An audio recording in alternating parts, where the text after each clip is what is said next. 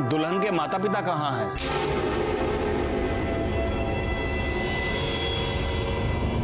वो नहीं आएंगे, अब विधि शुरू कीजिए।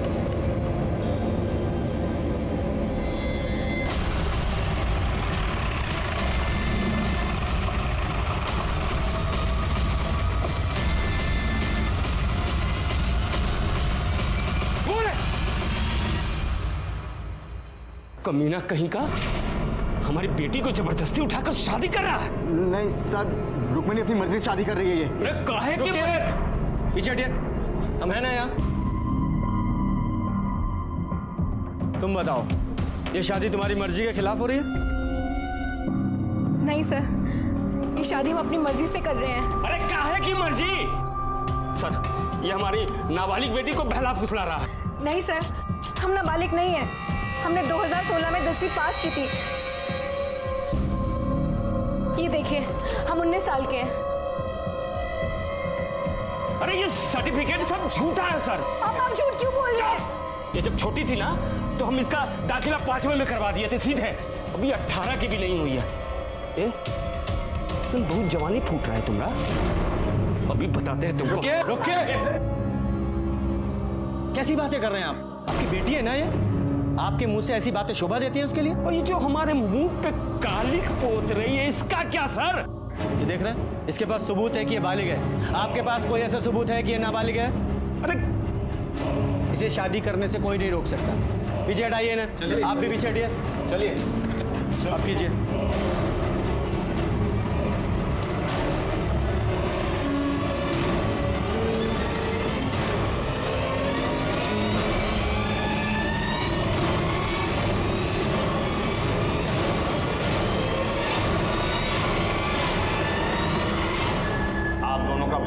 संपन्न हुआ।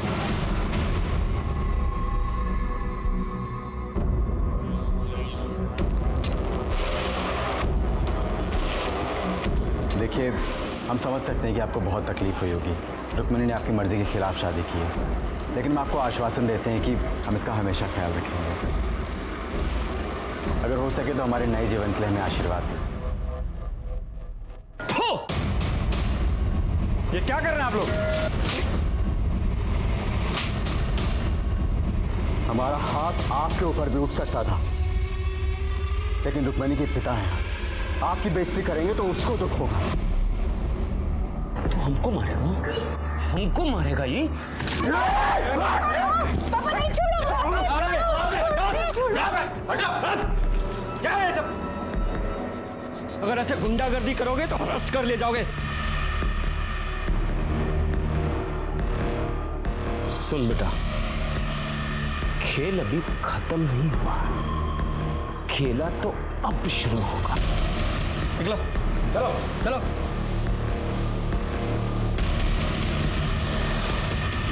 चलिए।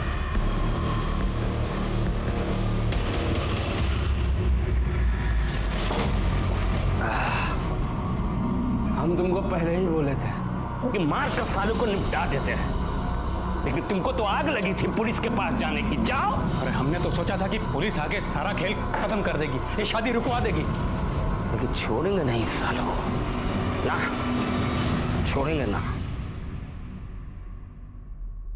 पंकज यार, थोड़ा जल्दी हाथ चलाओ यार, सुबह से कोई काम आगे बढ़ता ही नजर नहीं आ रहा है हमको।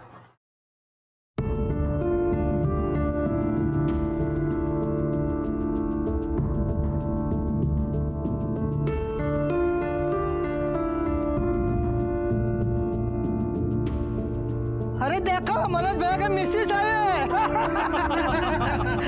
ए, चलो फटाफट खाना खा के काम पे लगो।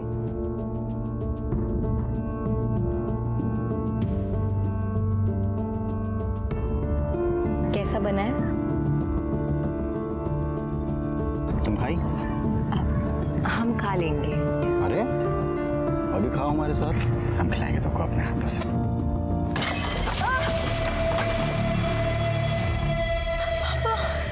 साला तुम्हारा तो ऐसी हालत करेंगे ना कि जिंदगी भर हलक से निवाला नीचे नहीं उतरेगा। हमारी बेटी को फंसाया। पापा नहीं, पापा नहीं। मेरे भाई को मारने की हिम्मत कैसी तुम लोगों की? छोड़ेंगे नहीं। अरे देख लेंगे तुमको हम भी। जाओ। याद रखना, मनोज चल निकलो मनोज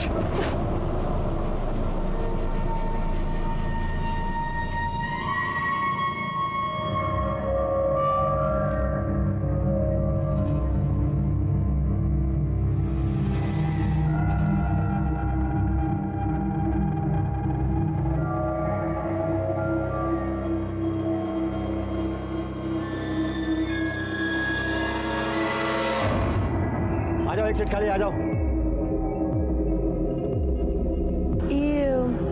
ये पटेल नगर किधर पड़ेगा? पटेल नगर पास में ही आइए, मैं आपको छोड़ दूँ। अरे यार बीच में कहाँ फुदक रहा, मेरा नंबर है। भाई मेरा नंबर है, अरे तू जाओ यार, दिमाग खराब कर रहा है। मैं आपको छोड़ देता हूँ। मैं छोड़ दूं, आप इधर आइए। बैठ जा, बैठ जा। रुक जा, बैठ जा, बैठ जा, मैं छोड़ रहा हूं। बैठ जा।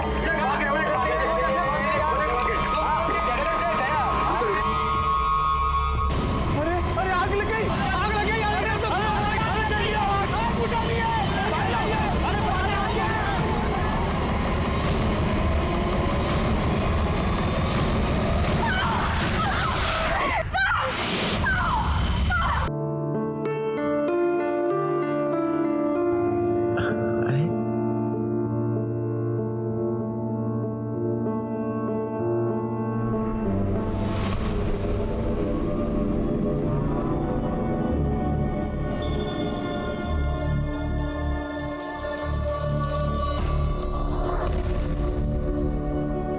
चाची, ये किधर पड़ेगा? बेटा, ये आगे जाके दूसरी गली और तीसरा मकान।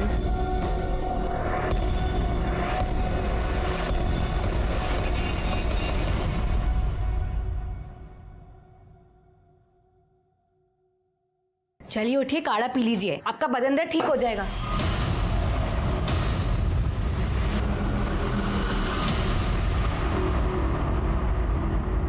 लो भाई, सामान ले आए। खड़ा धनिया नहीं मिला।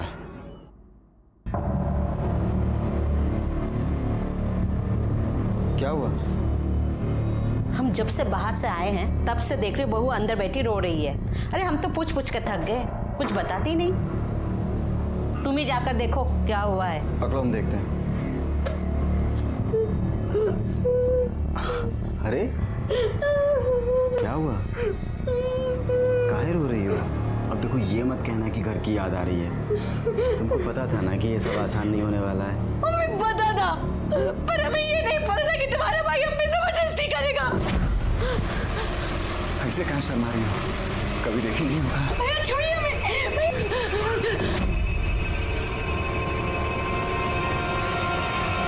पागल हो गई है क्या? हमारा भाई हमारे लिए भगवान से भी बढ़कर है, उसके ऊपर इल्जाम लगा रही है तू। हम इल्जाम नहीं लगा रहे, हम सच बोल रहे हैं। झूठ बोल रही है। हम तो बीमार हैं, बाहर सो रहे थे। अच्छा, हम झूठ बोल रहे हैं? जब गंदा काम करने में शर्म नहीं आई तब मारने में काहे आ रही है?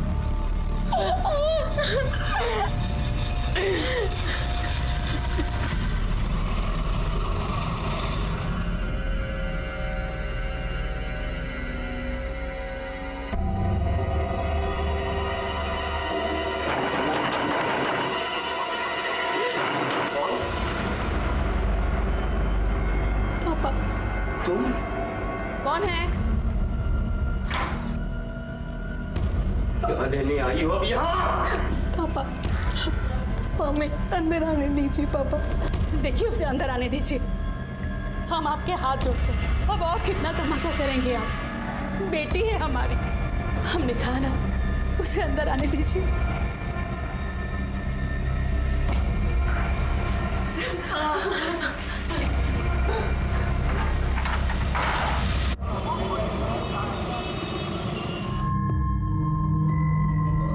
तुम्हें ऐसा बहू पर हाथ नहीं उठाना चाहिए था।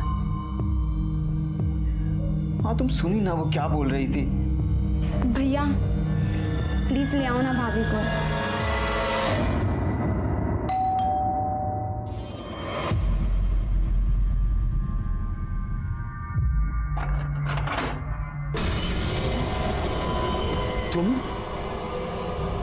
तुम यहाँ क्या कर रहे हो? चले जाओ यहाँ से, नहीं तो यही जिंदा जमीन में गाड़ देंगे। निकलो, निकलो यहाँ से। ये क्या कर रहे हैं? भगवान के लिए बस कीजिए, ये दामाद जी है हमारे, जो हुआ सो भूल जाइए, हमारी बेटी की जिंदगी बर्बाद मत कीजिए। हम रुक्मणी को लेने आए। रुक्मणी को लेने आए? दोबारा ये देखिए, एक बार मेरी बात मान लीजिए, रुक्मणी के लिए, मेरे लिए।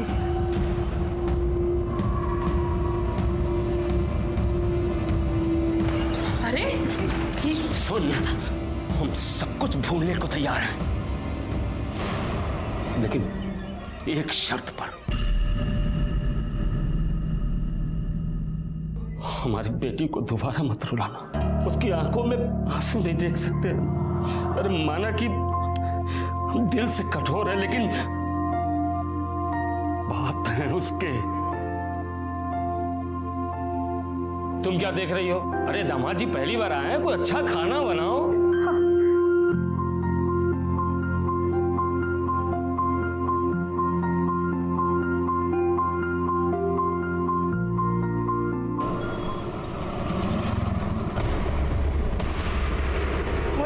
अरे आग लग गई, आग लग गई, आग लग गई। जल्दी आइए, जल्दी आइए। भाई अरे अबे हमारे बेटियों से भाग के कमरे में आग लगी।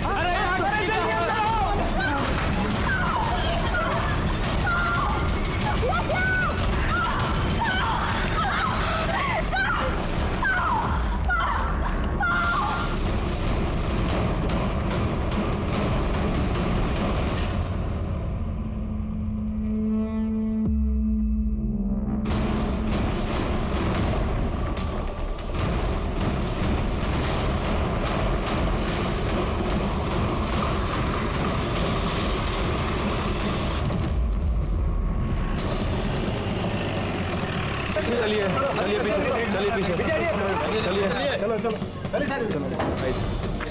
सर 2 लोगों की बॉडी थी, मनोज और रुक्मणी। काफ़ी बुरी तरह से जल गए थे। मनोज की तो मौका वारदात पर ही मौत हो गई। रुक्मणी को हॉस्पिटल भेज दिया गया। ये रही सर मनोज की बॉडी।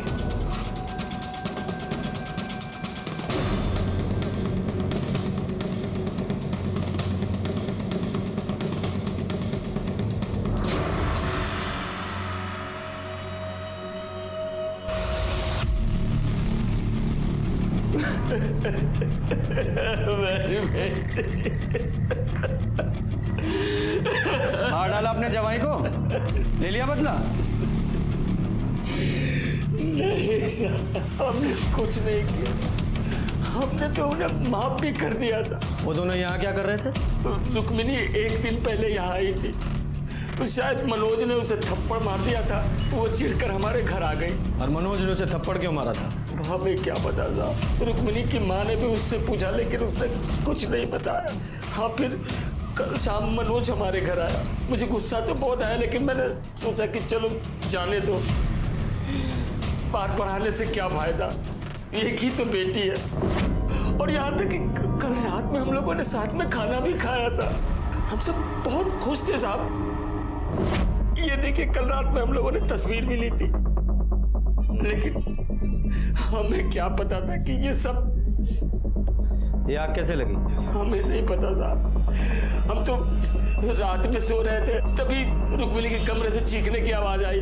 फिर उसके कमरे से धुआं निकलने लगा। पड़ोसी आए और उन्होंने दरवाजा तोड़ा, और उसके बाद। सच बोल रहा हो? सच बोल रहा हूँ। पर दिखाई नहीं दे रहा, क्योंकि मनोज से तो तुम बहुत नफरत करते थे। लग नहीं रहा सच बोल रहे हो। सच बताओ, क्या हुआ था, वरना जेल में डाल के सड़ा दूंगा। नहीं साहब, जब रात में हमारी नींद खुली तो रुक्मिणी के कमरे से लड़ने झगड़ने की आवाज आ रही थी।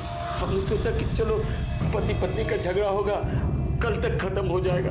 फिर हम बाथरूम चले गए। बाथरूम से जब वापस आ रहे थे तो देखा कि मनोज मिट्टी के तेल का डब्बा लेकर कमरे के अंदर जा रहा, और जाकर उसने दरवाजा बंद कर लिया। हमने दरवाजा खटखटाया, लेकिन उसने दरवाजा नहीं खोला। अभी कुछ सोच ही रहे थे, तभी रुक्मिणी के कमरे से चीखने चिल्लाने की आवाज आने लगी। हमने दरवाजे के छेद से झांक कर देखा तो मनोज रुक्मिणी को कोशिश की और खुद उस आग में जलकर मर गया, और अब पत्नी जिंदगी और मौत के बीच जंग लड़ रही है। अब इन लोगों ने जो रामायण सुनाई है, उसके हिसाब से तो ऐसा ही लग रहा है। अब ये रुक्मिणी ही कंफर्म कर सकती है कि इस कहानी का असली रावण कौन है।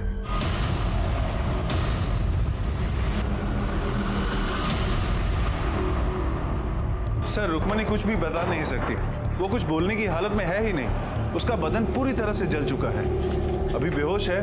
अगर वो होश में आ भी जाए तो भी उसे ठीक होने में काफी समय लगेगा। देखिए ना साहब, क्या हालत कर दी हमारी बेटी की। ये सब हमारी गलती है, नहीं हम उसे घर में आने देते, नहीं वो ये सब करता। अच्छा हुआ कि राक्षस चलकर मर गया, वरना हम उसकी जान ले लेते। जब ये सब कुछ हुआ आप कहाँ थे? अपने घर में थे साहब, हमें तो अभी इस बारे में पता चला है और हम तो इस रिश्ते के पहले से ही खिलाफ थे। अब देख लीजिए, बड़ों की बात ना मानने का क्या नतीजा होगा। यादव जी, ये मनोज के घर वालों को इन्फॉर्म किया? हाँ, उन्हें मॉक रूम बुलाया।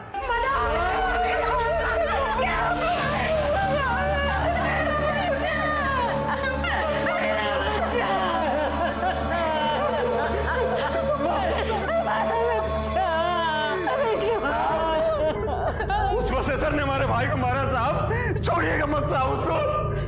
आप शांत हो जाइए। देखिए बॉडी में तो और कुछ बचा नहीं है, लेकिन हमें बॉडी में एक कड़ा मिला है। आप पहचानते हैं इसे? साहब ये कड़ा मनोज का साहब, उसके पिछले जन्मदिन पे हम उसको गिफ्ट में दिए थे साहब। साहब ये सब कुछ उस रुक्मिणी के बाप ने किया साहब। उसने हमारे भाई मनोज को मार डाला साहब। मंदिर में देखा था ना आपने, कितना गुस्सा भरा था उसके अंदर। और उसके बाद मनोज जिस कंस्ट्रक्शन साइट पे काम करता था, वहां अपने गुंडों के साथ पहुंच गया था।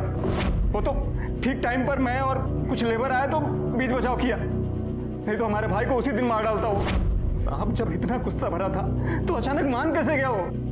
जब इस बसेसर ने मनोज के साथ कंस्ट्रक्शन साइट पे मारपीट की थी तो आप लोगों ने पुलिस कंप्लेंट क्यों नहीं की? हमने उससे कहा था बात ना बढ़ाए, रिश्तेदारी वाली बात थी। अब बेटी भाग जाएगी तो गुस्सा तो आएगा ना। इतना गुस्सा कि हमारे बेटे की जान ही ले ली। ये रुक्मणी के घर वालों ने हमें बताया कि मनोज ने रुक्मणी के साथ कुछ मारपीट की थी और इसलिए वो अपने मायके आ गई थी। ये बता सकते हैं पति पत्नी में किस बात को लेकर झगड़ा हुआ था? साहब पति पत्नी तो लड़ते रहते हैं, कौन सी बड़ी बात है।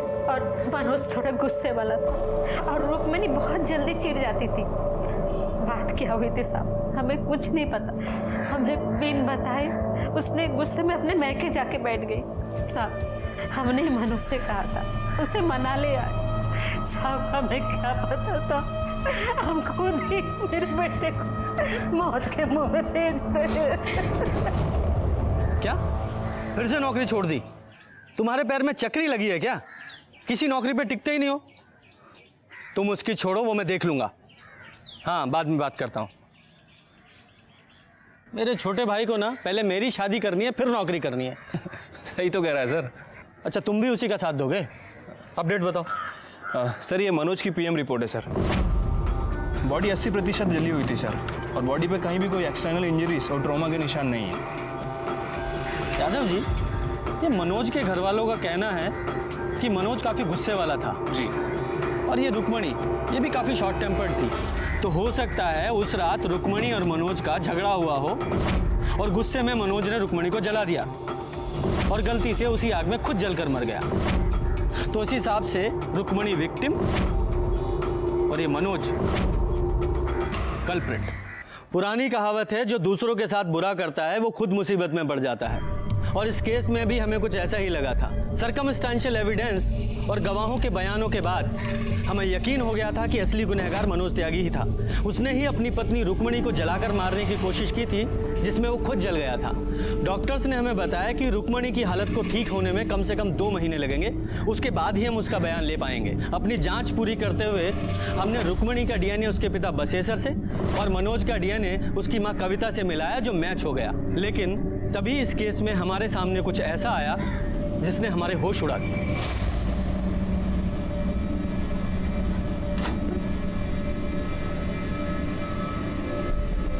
सरोज, जल्दी नीचे आ सरोज। अरे कहाँ रह गई थी सरोज? नहीं अम्मा जी, वो हम छत पर ना कपड़े सुखा रहे थे। अच्छा सुन, बाहर बिरजू आया है, उसका हिसाब देख ले जरा, ठीक है? अच्छा सुन, एक मिनट रुक। मुझे लगता है थोड़ा हिसाब उसका और बनेगा, तो तू एक काम कर, तू ये सारे पैसे ले जा, ठीक से हिसाब कर और बचे हुए पैसे लेके आ। चल जा। काय टुकुर टुकुर देख रही है? बाहर जा, जा अपना काम कर। अम्मा जी, हम कह रहे हैं लड़की कुछ ठीक नहीं लगती हमको। अरे बेफालतू का ना सब पे शक करता रहता है, अच्छी लड़की है। बताइए। 12 बोरी आलू की लेकर के आया हूँ और अपना 1 बोरी अदरक। एक सेकंड, 1 मिनट।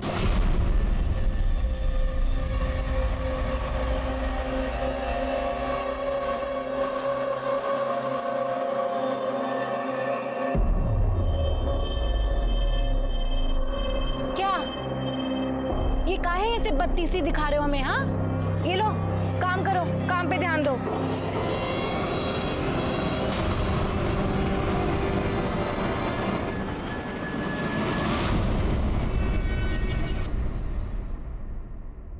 सर, बिहार के बलुआ गांव में एक जवान लड़के ने एक लड़की के साथ मिलकर वहां रहने वाली विधवा के घर लूटपाट की और उसके बाद उसकी हत्या कर दी। सर, उसका नाम दुर्गा देवी था, 65 साल की थी और काफ़ी अमीर थी। बाकी की फैमिली दिल्ली में रहती है। और सर, ये दोनों कल्पिट बिरजू और सरोज उसी के घर काम करते थे। सर, बिहार पुलिस ने बताया कि वो दोनों कल्पिट मुगल सराय की तरफ आए हैं। सारी डिटेल सर्कुलेट करवा दीजिए। हाँ सर, लेकिन एक बार फोटो तो देख लीजिए। ऐसा क्या है फोटो में?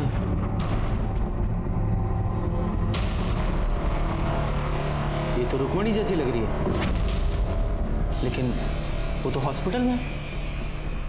ये बिहार में कैसे हो सकती है? यादव जी, ये रुक्मणी की फाइल निकालो।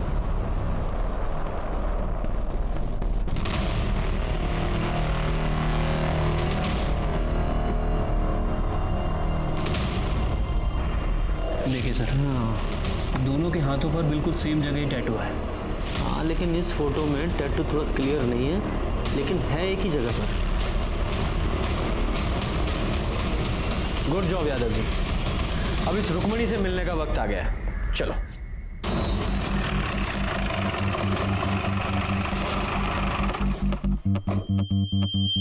सर, आप ये सही नहीं कर रहे हैं। देखिए, हमें पता है हम क्या कर रहे हैं। इतनी मुश्किल से तो ये ठीक हो रही है।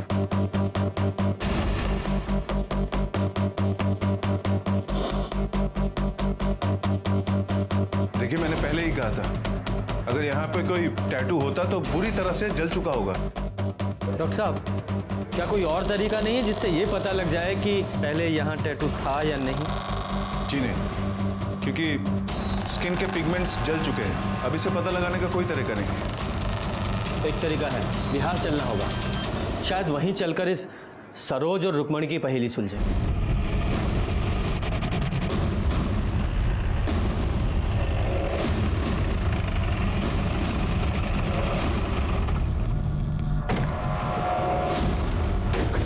यही घर है सर। और ये पुलिस वाले यूपी से आए हैं साहब। तुमने जो बयान हमको दिया था, तुम्हारे मुंह से सुनना चाहते हैं। वो क्या है कि तुम्हारे अम्मा जी के कातिलों का पता लगाना है ना। छोड़ना मत साहब उनको।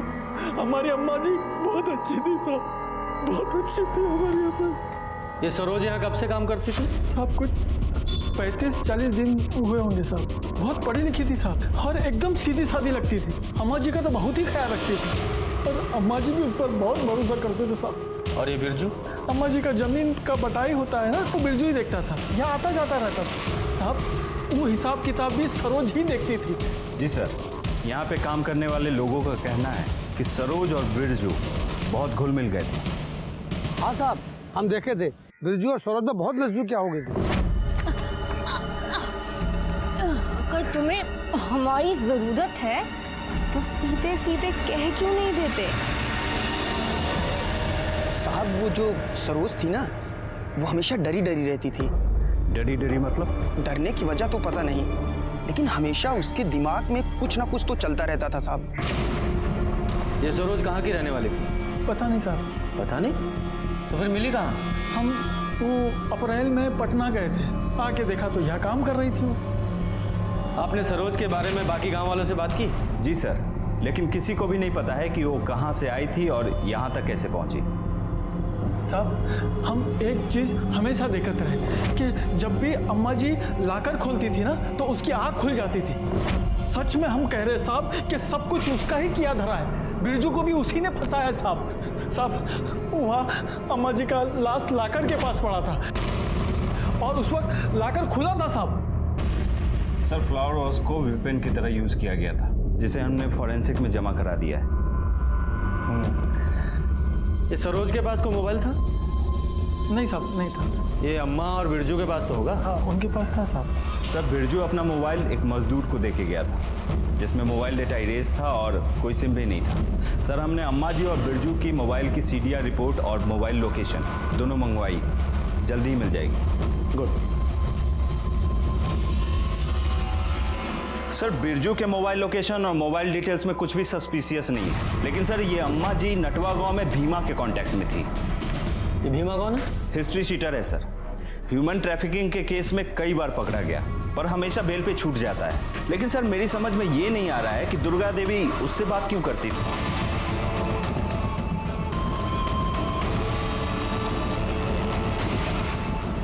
सर यही घर है भीमा का।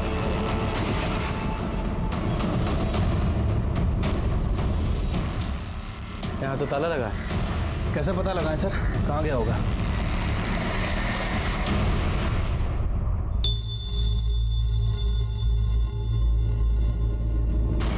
तुम भीमा, रुको।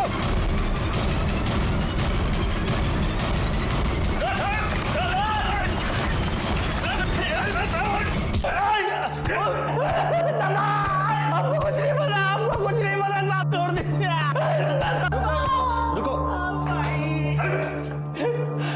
कितना मारते हो तुम लोग?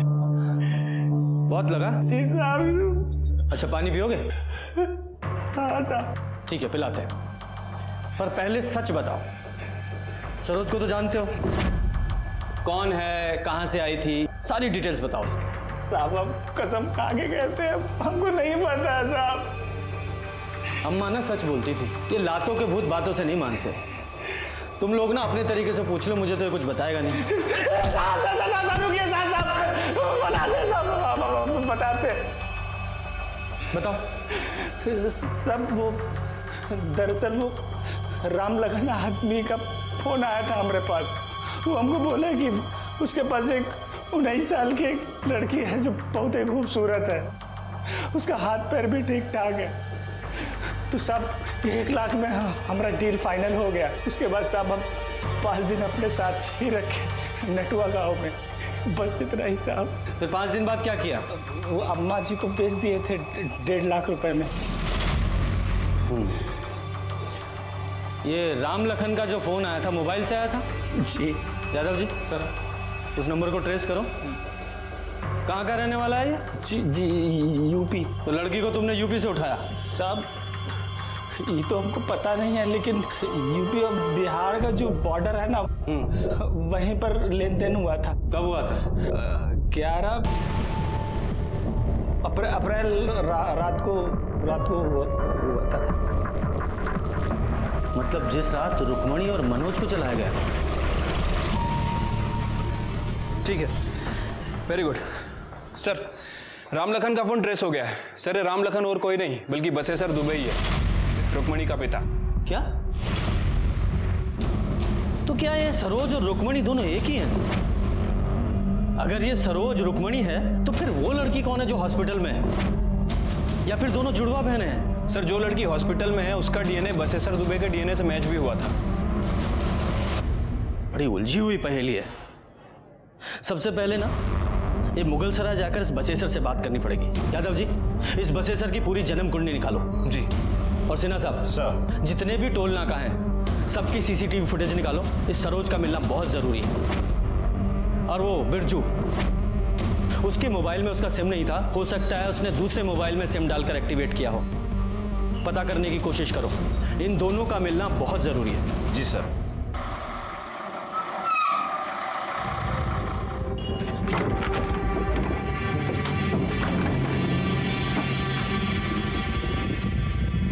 सुनिए, हम ऐसे कब तक इधर उधर भागते रहेंगे? हम जाने ये सब कब खत्म होगा। देखो तुम ज़्यादा परेशान मत हो, बस थोड़ी देर का तो बात है। हम आज रात को बनारस से गाड़ी पकड़ेंगे, उसके बाद निकल जाएंगे। फिर हमको तो कोई टेंशन नहीं है वहाँ पे। चलो अब हमें बहुत भूख लग रही है और हमारा गला भी सूख रहा है। गला तो हमारा भी सूख रहा है, लेकिन करे क्या? एक काम करो, आओ तुम इधर आओ, तुम यहाँ बैठो, हम तुम्हारे लिए कुछ खाने को लेकर के आते हैं। जाना मत यहाँ से कहीं।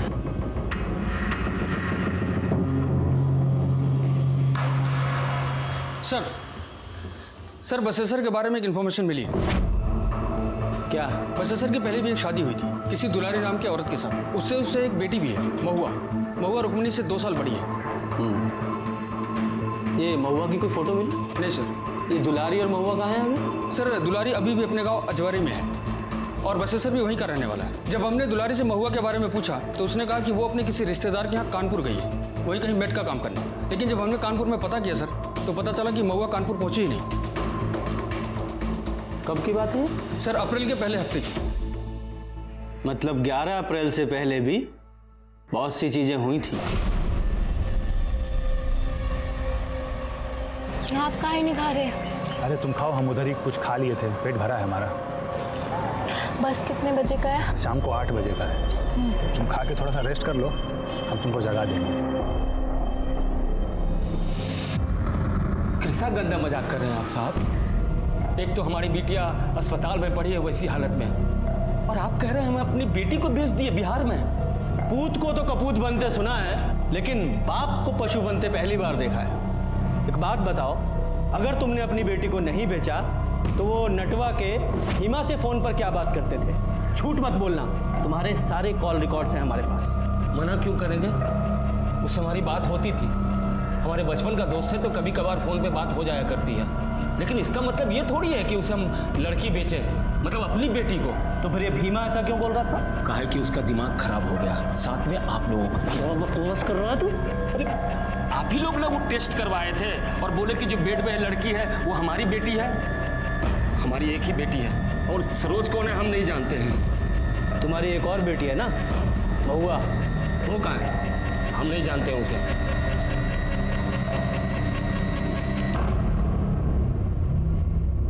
ठीक है, जाओ।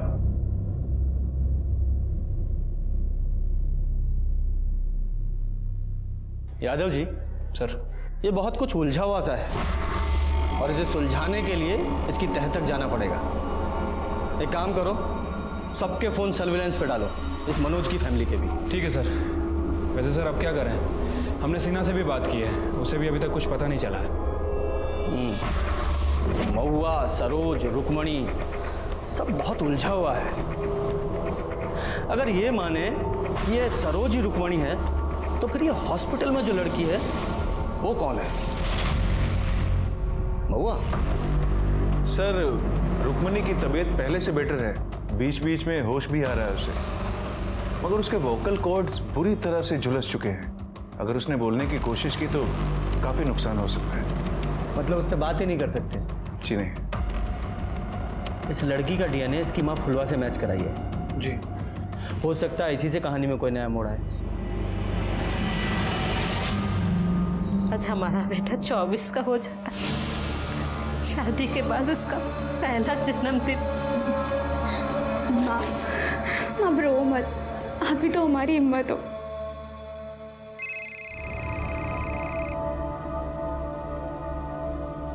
हेलो सर, अभी भी मनोज की बहन नीला को किसी ने फोन किया सर। ये सुनिए सर।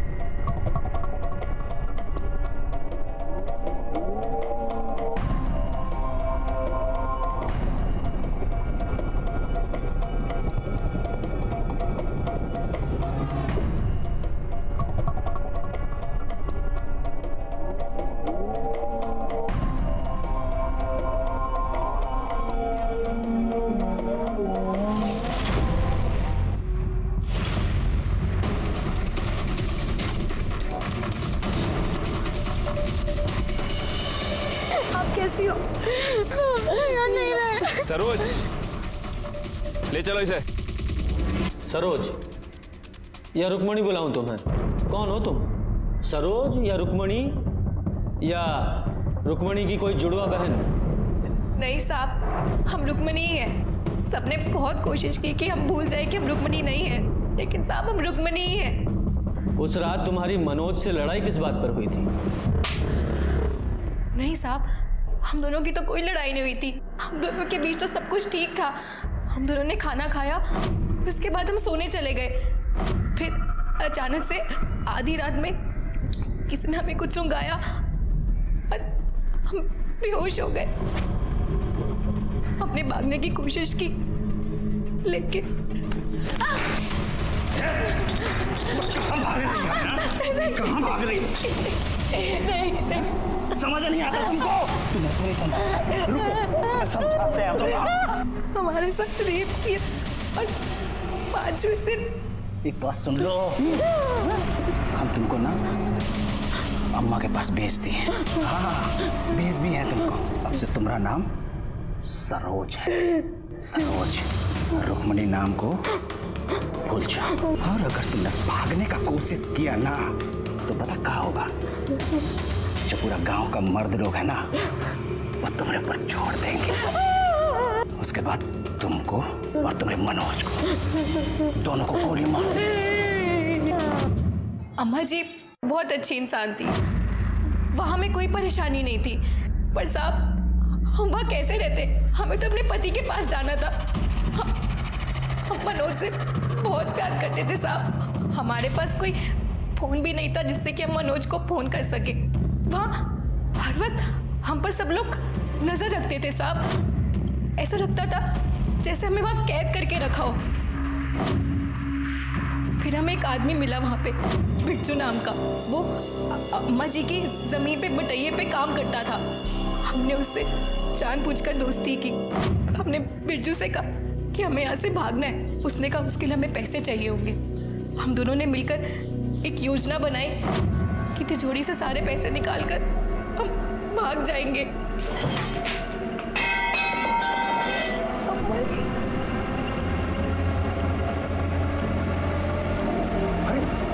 अच्छा, पैसा कहाँ है इसमें? तुमने कहा बहुत सारे पैसे हैं।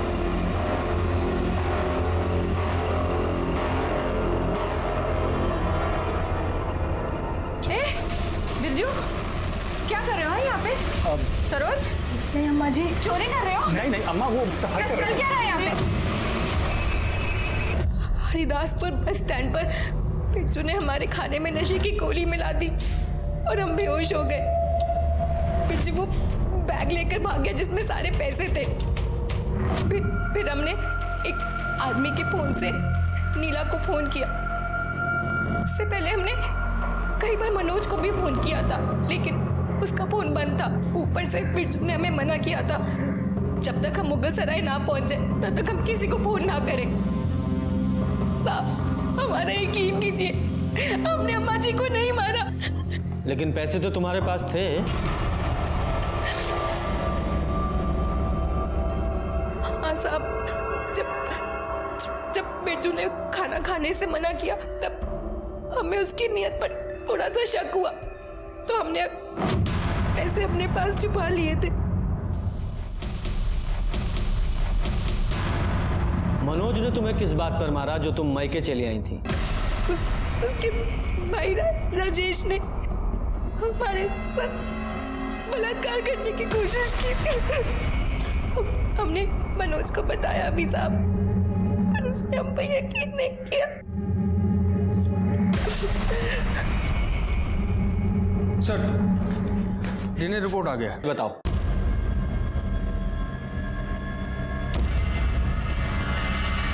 रुक्मिणी ने मनोज से शादी करके हमारा बहुत खून जलाया था। हम उससे बहुत गुस्सा थे। हमने सोचा था कि उसे भीमा के हाथों बेच देंगे, लेकिन जब सोच ही रहे थे तो वो अपने ससुराल से लड़ झगड़ कर खुद ब खुद हमारे घर आ गई और उसके पीछे पीछे मनोज भी आ गया। हमने बेहोशी की दवा सुंघाकर उसे बेहोश कर दिया। फिर हमारे भाई ने उसे घर के बाहर ले जाकर बेच दिया। फिर हमने मनोज को वहीं जला दिया। और ऐसा नाटक किया कि ये सब मनोज का किया धरा। मतलब महुआ को रुक्मणी की जगह रखकर जला दिया। क्या करते, दुलारी ने उसे कानपुर भेजा था और वो हमारे पास आ गई। 4 साल की थी जब उसे छोड़ कर आए थे, लेकिन उसको तो हमारे घर पर ही रहना था। इतनी सुंदर भी नहीं थी कि कहीं शादी कर देते या बेच देते। उसे अपने भाई के घर रखा। जिस रात हमने रुक्मिणी को बेचा तो हमने सोचा क्यों नहीं महुआ को रुक्मिणी बनाकर इससे भी पीछा छुड़ा लिया जाए। इसलिए उसे बेहोश कर मनोज के साथ जला दिया, लेकिन वो बच गई। शर्म आती है तुम्हारे जैसे इंसान को पिता कहते हुए। अपने स्वार्थ और अहंकार के लिए अपनी 2 बेटियों की जिंदगी बर्बाद कर दी। रुक्मणी ने अपने परिवार से लड़कर मनोज से शादी की थी और मनोज के भाई राजेश ने रुक्मणी को मॉलेस्ट करने की कोशिश की थी। राजेश से जब हमने इसके बारे में पूछा तो उसने पहले तो इनकार किया, लेकिन कड़ाई से पूछताछ करने पर उसने स्वीकार किया कि हाँ, उसने रुक्मणी को मॉलेस्ट किया था। कुछ दिनों बाद सिन्हा ने बिहार में बिरजू को पकड़ लिया और बिरजू ने कबूल किया कि उसने ही दुर्गा देवी का खून किया था। क्या मनोज को दस्तक नहीं मिली थी कि जो बसेसर रुक्मणी और उसके खून का प्यासा था वो अचानक ही बदल कैसे गया? अगर मनोज ने इस दस्तक को पहचान लिया होता तो ये सब कुछ नहीं होता। इसी के साथ मैं सीनियर इंस्पेक्टर रंजीत ठाकुर आपसे विदा लेता हूं। फिर मिलेंगे। सतर्क रहिए और देखते रहिए क्राइम पेट्रोल दस्तक, क्योंकि मकसद बताना नहीं, बचाना है। जय हिंद।